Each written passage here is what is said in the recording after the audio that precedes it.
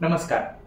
आज रीलचं कारण की गेले 3 ते 4 दिवसापासून पुण्यामध्ये GBS म्हणजेच गुलेनबॅरी सिंड्रोम या आजाराचे रुग्ण हे झपाट्याने वाढताना दिसून आले आहे. गुलेनबॅरी सिंड्रोम तर ह्याच्यामध्ये काय लक्षणं आहेत तर काही पेशंटमध्ये उलट्या होणे, जुलाब होणे, जुलाबावाटे रक्तसुद्धा पडू शकतं, सोबतच हातपाय दुखणे आणि न्यूरोलॉजिकल म्हणजेच मस्तिष्क संबंधी काही समस्या दिसून येतात. त्याच्यामध्ये काही पेशंटमध्ये पक्षाघात किंवा स्ट्रोक सारखी लक्षणं सुद्धा दिसून येतात.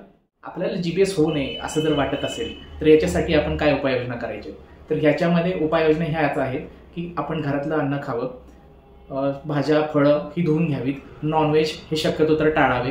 कारण की आता अलीकडेच अशी एक माहिती समोर आलेली आहे की पुण्यामध्ये जे काही पेशंट सापडले तर त्याच्यापैकी बऱ्यापैकी पेशंटमध्ये नॉनव्हेज किंवा कॉन्टॅमिनेटेड चिकन खाण्यामुळं हा GBS झालेला असू शकतो असा एक प्राथमिक अंदाज वर्तवण्यात आला. आपल्याला आता सांगितलेल्या लक्षणांपैकी याच्यापैकी जर काही लक्षणं जाणवत असतील तर आपण ती लक्षणं किंवा तो आजार अंगावरती न काढता जवळच्या डॉक्टरांना त्वरित संपर्क साधून आपल्या तब्येतीची काळजी घ्यावी.